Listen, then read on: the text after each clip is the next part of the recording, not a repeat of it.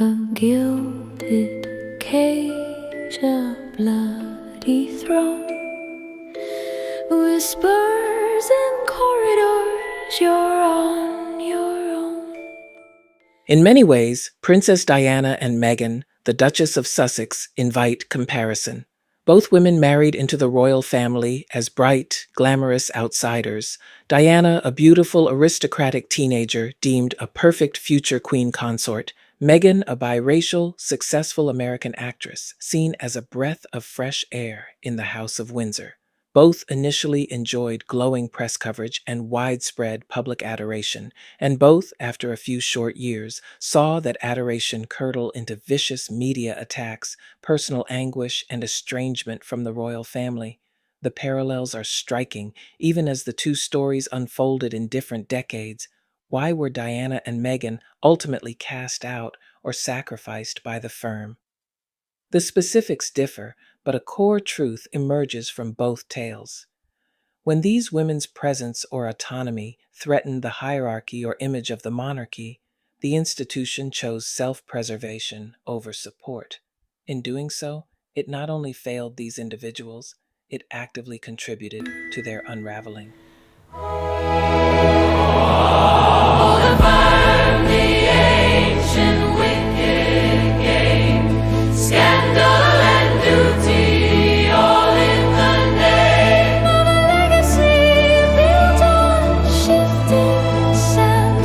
The scepter still held in a velvet hand.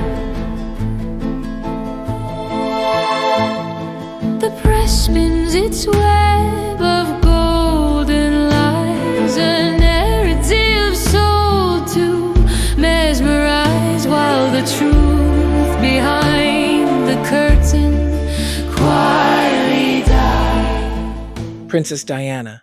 There were 3 of us in this marriage. Diana Spencer's entry into the royal saga is often told like a fairy tale turned tragedy. At 20, she wed Prince Charles amid pomp and global fanfare. By her own account, she was naive about what palace life entailed. Very soon, she discovered that behind the romantic facade lay coldness and cruelty. Diana struggled with serious mental health issues, postpartum depression, crippling loneliness, bulimia, all under the glare of the press and the indifference of the palace.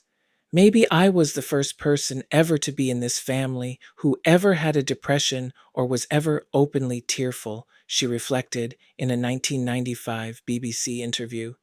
Obviously, that was daunting, because if you've never seen it before, how do you support it? The painful answer: they didn't support her. In fact, some within the family and staff labeled Diana as unstable or dramatic. Private letters and accounts, revealed later, showed figures like Charles's friends or even Diana's own husband questioning her sanity rather than acknowledging her distress. Diana felt she was being subtly undermined. She famously told the BBC's Martin Bashir that by the late 1980s, as her marriage faltered, she felt the palace saw her as a problem, the inconveniently popular princess who wouldn't quietly conform. Her fairy tale had darkened, as she put it in that same interview. Everything changed after we separated, and life became very difficult then for me. Once she and Charles formally split in 1992, Diana's royal protection, both literal and figurative, was largely stripped away. The palace machinery that could have shielded her from a maelstrom of paparazzi harassment simply walked away, arms raised. She's not our responsibility now. Prince Harry later described how his mother was left completely exposed after shedding her HRH title and divorcing Charles. The moment she divorced, she was by herself, Harry said. She may have been one of the most influential, powerful women in the world, but she was completely exposed. In practical terms, that meant Diana now had minimal security, no buffer from tabloid predation, and few allies in the establishment. The result? The paparazzi hounding, which had always been bad, went into overdrive. My mom was harassed throughout her life with my dad, Harry recounted, but after they separated, the harassment went to new levels. Fleet of photographers tailed Diana's every move, shouting insults to provoke a reaction, snapping long-lens photos of her in private moments. The palace stayed silent, even as Diana's every cry for privacy was ignored. Diana tried to fight back in her own way. Feeling voiceless, she collaborated on Andrew Morton's 1992 tell-all book, Diana, Her True Story, secretly recording tapes in which she detailed her bulimia, her suicide attempts, and the coldness of the royal family. This was an unprecedented breach of royal protocol, effectively whistleblowing on the firm's toxic dynamics. The response of the institution was not to show sympathy, but to close ranks. Courtiers and even members of her own family, like Prince Philip, reportedly scolded her for airing dirty laundry. What effect did the depression have on your marriage? Well, it gave everybody a wonderful new label. It's Diana's unstable and Diana's mentally imbalanced. And unfortunately, that seems to have stuck on and off over the years. Are you saying that that label stuck within your marriage? I think people used it and it stuck. Yes. According to press reports, it was suggested that it was around this time things became so difficult that you actually tried to injure yourself. Is that true? When no one listens to you, or you feel no one's listening to you, all sorts of things start to happen. For instance, you have so much pain inside yourself that you try and hurt yourself on the outside because you want help, but it's the wrong help you're asking for. People see it as crying wolf or attention seeking, and they think because you're in the media all the time, you've got enough attention, inverted commas. But I was actually crying out because I wanted to get better in order to go forward and continue my duty and my role as wife, mother, Princess of Wales. So, yes, I did inflict upon myself. I didn't like myself. I was ashamed that I couldn't cope with the pressures. What did you actually do? Well, I just hurt my arms and my legs. And I work in environments now where I see women doing similar things, and I'm able to understand completely where they're coming from. What was your husband's reaction to this when you began to injure yourself in this way? But I didn't actually always do it in front of him. But obviously anyone who loves someone would be very concerned about it. Did he understand what was behind the physical act of hurting yourself, do you think? No, but then not many people would have taken the time to see that. When Diana sat down for the 1995 Panorama TV interview, dropping bombshells, her haunting line, "There were 3 of us in this marriage, so it was a bit crowded," referring to Camilla, still echoes decades later. The Queen's response was to demand Diana give up her royal title and finalize her divorce.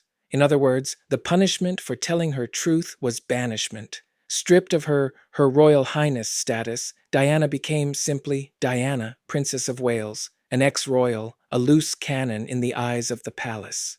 One might have expected the royal family to still ensure the mother of a future king had top-notch security and support. They did not. When Diana died in that Paris car crash in 1997, killed in a high-speed escape from chasing paparazzi, the world mourned, and public fury fell on both the press and the palace. The Queen's initial hesitance to even acknowledge Diana's death publicly sparked a national outcry, forcing the monarchy to make a rare show of vulnerability, the Queen's live broadcast eulogy, to win back public favor. Diana's death was the ultimate indictment of the old system's failure. The monarchy had sacrificed a 36-year-old mother of 2 to its rigid pride and the ravenous press. The Protection from Harassment Act was passed soon after, attempting to rein in paparazzi behaviors, a law born directly from the media abuses Diana suffered. But within the palace, rather than true soul-searching, there was a sigh of relief. The problem was gone.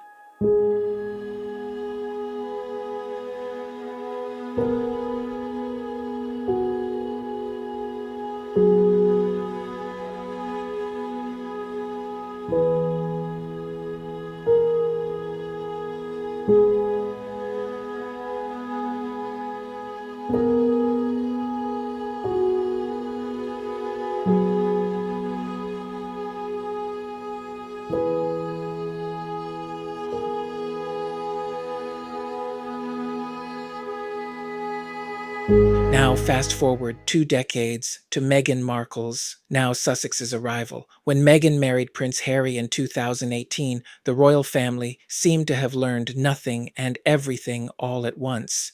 Nothing, in that Meghan would soon face many of the same patterns of ostracism and attack as Diana. Everything, in that the tactics of character assassination had become even more insidious with the advent of online media and a more openly partisan press.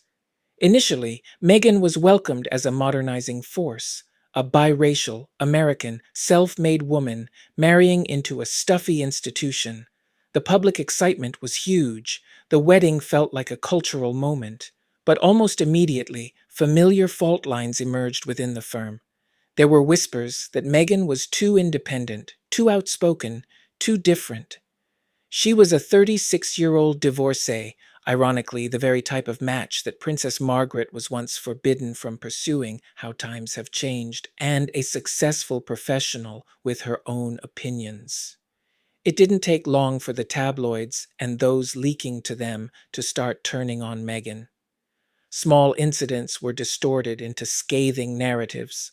Duchess Difficult, they nicknamed her, painting her as an American diva who made Kate Middleton cry, a story later debunked. It was Meghan who cried, and Kate who apologized, and who demanded exotic candle scents in church, who was breaking protocol by closing her own car door or wearing dark nail polish. The press scrutinized and twisted every move. Some coverage carried unmistakable racist undertones, from one paper's headline about Meghan's almost straight-outta Compton background to another columnist musing about her exotic DNA and how she brought a gangster vibe to the royals. This was supposedly the modern post-racial monarchy, yet racism was coursing through the media narrative, as even British lawmakers and many observers noted. And where was the palace during this onslaught? Conspicuously silent. Prince Harry later revealed that the palace not only failed to defend Meghan, they were actively complicit in the smear campaign. Consider this chilling testimony from Meghan's own lawyer, delivered in their documentary. Kind of war against Meghan, and I've certainly seen evidence that there was negative briefing from the palace against Harry and Meghan to suit other people's agendas. Meg became this scapegoat for the palace, and so they would feed stories on her, whether they were true or not, to avoid other less favourable stories being printed. You would just see it play out. Like a story about someone in the family would pop up for a minute, and they go, we gotta make that go away. But there's real estate on a website homepage. There is real estate there on a newspaper front cover, and something has to be filled in there about someone royal. This barrage of negative articles about the breakdown of the relationship with her father was the final straw in a campaign of negative, nasty coverage about her. There was a real kind of war against Meghan. There was negative briefing from the palace against Harry and Meghan to suit other people's agendas. In other words, palace sources were feeding the press gossip or complaints about Meghan, giving the green light to go after her, as part of the internal power games. One of Meghan's friends put it bluntly, Meghan was the scapegoat. If a royal insider wanted to cover up another story or curry favor with an editor, they'd offer up a Meghan tidbit to grab headlines instead. This is exactly the invisible contract at work. Meghan herself saw it happen in real time. A story about someone in the family would pop up for a minute and they'd go, "We've got to make that go away," she said. The way to make a negative story about, say, another royal go away was to throw Meghan to the wolves, let her weather a bout of bad press so attention would be diverted.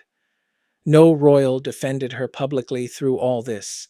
Every palace press release was business as usual, as if they hoped people wouldn't notice the ugly campaign filling the tabloids. But Meghan and Harry noticed. The stress on her was immense and palpable.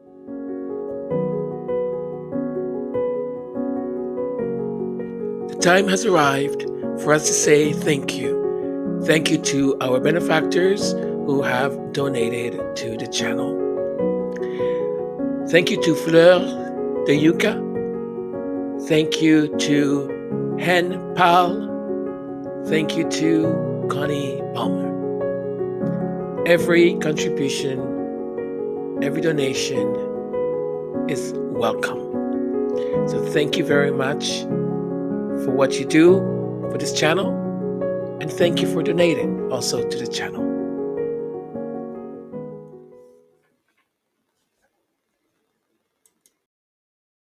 Inside the palace, Meghan was also rapidly losing hope.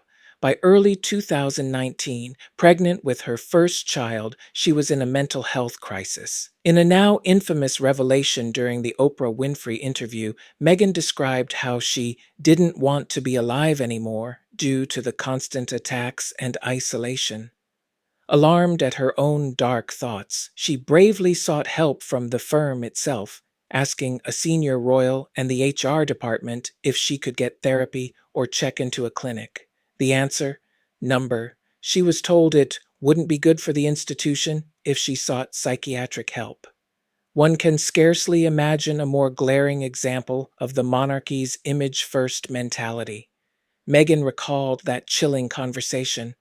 "My heart goes out to you, but there's nothing we can do to protect you because you're not a paid employee of the institution," the HR official told her with sympathy but finality. In other words, you're on your own.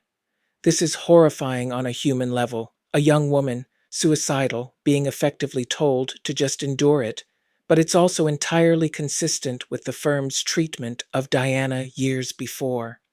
Don't cause a stir. Don't admit weakness. Certainly don't seek outside help that might leak to the press. The monarchy's facade of infallibility mattered more than Meghan's life. Harry has since reflected that history was repeating itself. "I saw my mother Diana go through this, and now I'm seeing my wife go through it." The difference, as he noted, is that whereas he as a child had been powerless to protect Diana, as a husband he would not let the same fate befall Meghan. In 2020, Harry and Meghan effectively fled, stepping down as working royals and leaving the UK. It was a drastic step to save their small family and sanity, and how were they met? With an avalanche of abuse from the British media for their perceived disloyalty. They were branded ungrateful, selfish, even treacherous for washing royal linens in public. Never mind that Harry tried privately to negotiate a part-time role for them and was stonewalled. Once they left, the gloves came fully off in the press. The palace, meanwhile, publicly wished them well, but privately, many courtiers were happy to let Harry and Meghan become the villains of the national soap opera. It served as a convenient distraction from other issues, Prince Andrew's disgrace, for one, and also internal rifts and scandals, like one involving a senior royal's charity and dubious donors. A senior royal source even coined the term Megxit to firmly pin blame on Meghan for breaking up the family, a term gleefully splashed across headlines. Wants to help. It's 6 a.m. on the 14th of March, and we are on the Freedom Flight. We are leaving Canada, and we are headed to Los Angeles. Grandma's here. Hi, Grandma. Bruna's here, with a ball in her mouth. Why did you say hi? You're about to go where Mommy's from. So busy. This is the current situation, thanks to another amazing friend who we've never met, but who believes in us and wants to help. It's 6 a.m. In truth, what Harry and Meghan did by leaving was expose the systemic dysfunction of the monarchy press relationship. They chose to speak openly about racism and unfair treatment, which in the eyes of the British tabloid establishment was an unpardonable sin. Calling out the racist aspects of Meghan's treatment was an unforgivable sin to the tabloids, wrote one Guardian columnist. The pushback from royal spin doctors and their media partners was intense. They denied any racism. Prince William defensively told reporters, "We are very much not a racist family," which became front-page material, and painted Harry as delusional. But many in the public, especially younger generations and people of color, saw the truth in the Sussexes' words. Still, the official palace line and much of the UK media narrative remained. Harry and Meghan are the problem. The institution is blameless. This framing, scapegoating the couple to absolve the monarchy, is exactly what Harry meant by institutional gaslighting. He even said, "They were happy to lie to protect my brother. They were never willing to tell the truth to protect us."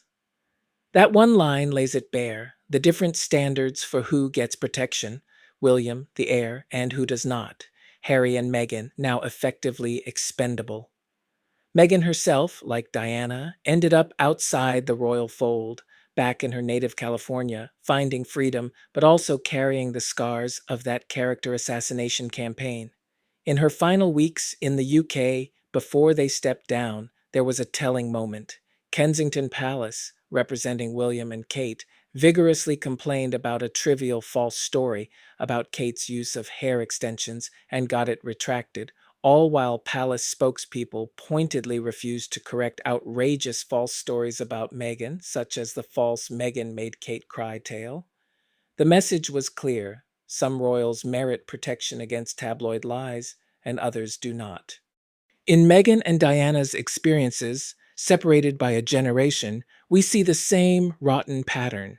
The firm initially welcomes a young woman as a shining asset, but when she upstages or challenges the hierarchy, they let the press turn her into a punching bag. Rather than defend or support her, they either actively feed the frenzy or tacitly allow it, and the woman is left isolated, a convenient scapegoat for larger failures. Diana was sacrificed in the 90s to preserve Charles's reputation and the monarchy's stability. Meghan was sacrificed to preserve William's standing and the monarchy's future. As a historian of the family put it, the monarchy has a long history of not knowing what to do with spares and non-conforming women, and thus making them scapegoats for its own dysfunction. Even Prince Harry mused bitterly that in their youth he often got into trouble, while William escaped blame for the same behavior. Harry wore a Nazi costume to a party at age 20, but it later emerged William was present and even encouraged it. Yet the press outrage only targeted Harry, allowing William to emerge smelling like a rose, the king of the castle, while Harry emerged the dirty rascal, as one royal biographer noted. That dynamic only intensified in adulthood. The spare is expendable. The heir must be preserved at all costs. That brings us to the next thread. How Prince William's public image has been carefully maintained as that of the dutiful hero, even as his own role in family conflicts and scandals is downplayed or hidden. So here we are at the end of part 2, and tomorrow part 3. Part 3, we'll be looking at Prince William and Prince Harry.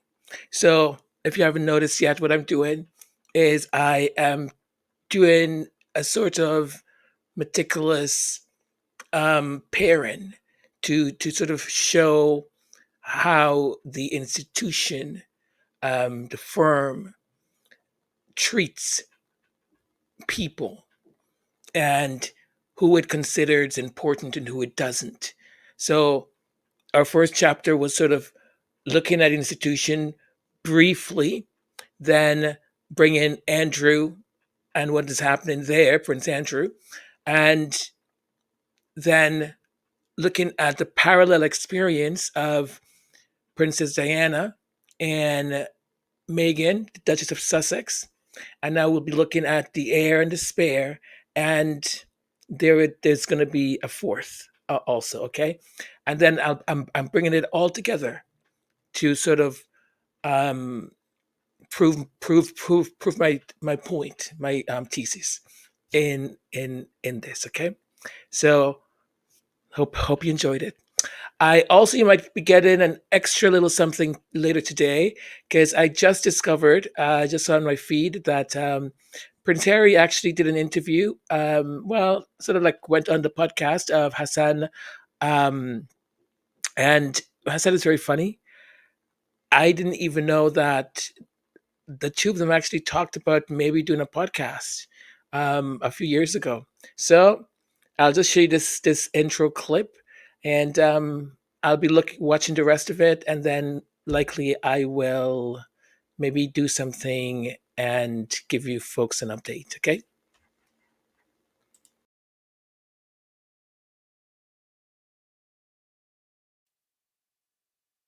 This one's heavy, Harry. Because the other ones haven't been. What do you think of this Charlie XCX Taylor Swift beef? The what? Oh, no. No, this is serious, because was Charlie's diss track even a diss track? I mean, to me, Sympathy is a Knife was about something completely different. But then Taylor comes back and I think escalates it with the actually romantic thing. And I'm kind of thinking to myself, is this fair? Or did Charlie draw blood? I think that face that Prince Harry is making is priceless. Priceless. It's the face of a man who has no idea what Hassan is talking about. And he's just looking at him like, if I say something, am I going to get myself into trouble? I don't know. Swifties and who's the other person? Oh yeah, no, she's British. I don't know. I don't know. His face is just like priceless, priceless. Anyways, thank you all for being here. Thank you for the wonderful belated birthday wishes. I appreciate each and every one of them. Thank you, thank you, thank you. I am so happy that you folks are enjoying some of the songs that I put out. Like the one today, I actually wrote two. I put this one out because I wasn't completely happy yet with the second one, but I did that because as I was watching part of pictures come in from the baseball game, and People magazine, of course, had a little article about it. And I went directly to the comment section, and it's the same old things, the same things that they've been saying for 5, 6, 7, 8 years, and it's the same people. It's like they have this, it's sort of like a bunch of little piglets or pigs, right? They they love playing in the mud and in manure, and they're just there, and they've been doing it for so long is that they don't even know how condescending, how rude, how toxic, how disgusting everything that they're saying and doing is. They just feed each other, and it's like, no, you're great, yes, you're great, no, let's just bash everything she does. Oh my god, look at her, oh my gosh, she's breathing. So I just thought, I'm like, I need to write something about this. And anyways, I thought it was funny. I hope you enjoyed it. I might put the second one on later, or maybe I'll do it for the exit song. Anyways, folks, subscribe if you're not a subscriber yet. If you are, put your notification on. Sometimes it doesn't work. Then I think you need to take it off and put it back on. I'm not sure. I have no control over it. Comment, right? Leave positive stuff. Oh, before I forget, this is very important. Very, very, very important. What you write in the comments, if you write things that are conspiracy stuff or that could be deemed very, what's the word YouTube uses? I don't remember. Anyways, I just want to say that there's been a few comments that have been flagged. So if you don't see your comment on, just know, look, I'm not. It's just been flagged as not appropriate to put on the comment section. I understand the point of view, I really do, and I just once a comment or whatever is flagged, I have to be very careful because the channel could be suspended, right? So just be mindful of what you say, because listen, I can read a book, I can watch a documentary series that says a lot of things and may imply a lot of things, and but bringing that then and making the commentary on the channel, it puts the channel in a very awkward place. Well, not awkward place. The channel could be suspended for comments that it doesn't that violates its guidance and so on. Okay, so I know we're all passionate about this stuff, but I don't want the channel to be suspended. So please be mindful of what you write, and especially when it comes to certain ideas and conspiracies and so on. Please be mindful. I love you all, and I think that's it. Take care, okay? Bye for now. Mwah.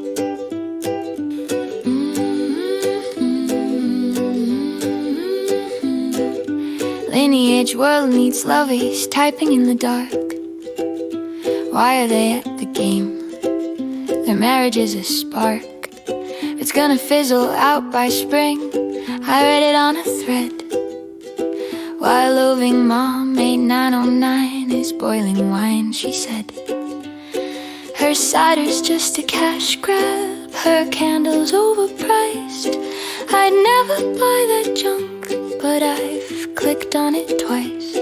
They dissect every photo, the wellies and the coat. A pastime built on hating a woman they don't know. And it's hate, hate, hate to fill the empty space, projecting all their sadness on a famous face. They curse the lack of love in a world that's grown so cold, oblivious to the bitter story their own comments told. Orange guide is sure he's bored and wishing he was elsewhere. Maria scoffs at photo shoots in the stadium air. Michael mocks the wine notes. Can't she make her mind up? While buying local groceries from his own chain store's cup. They scream attention seekers with every single breath, then spend their hours seeking them out, a form of social death. And it's hate, hate, hate to fill the empty space, projecting all their sadness on a famous face. They curse the lack of love in a world that's grown so cold, oblivious to the bitter story their own comments told. And a new survey shows that online violence towards public figures has increased by 40%. It's a real problem, she says. We're stricken with irony. We need more love in this world, she types and hits post with a sigh. Then refreshes the page for another reason why.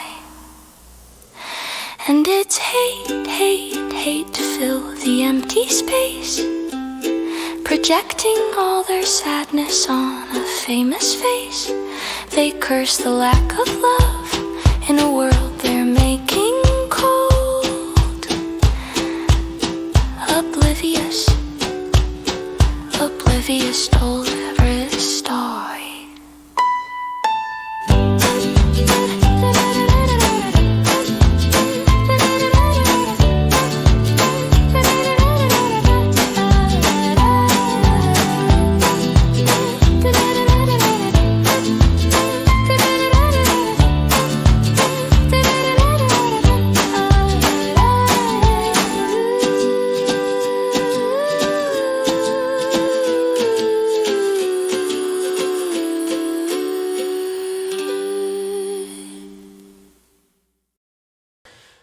Minutes ago.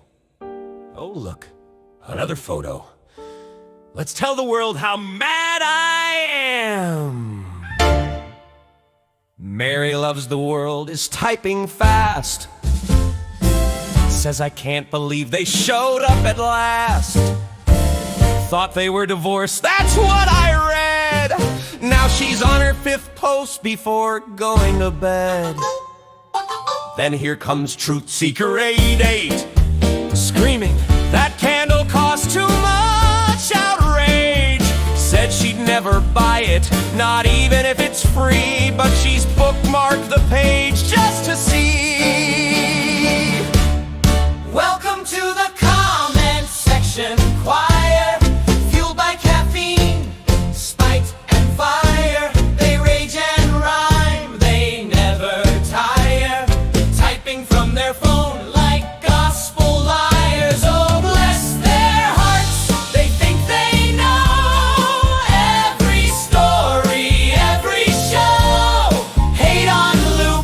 It's their greatest hit.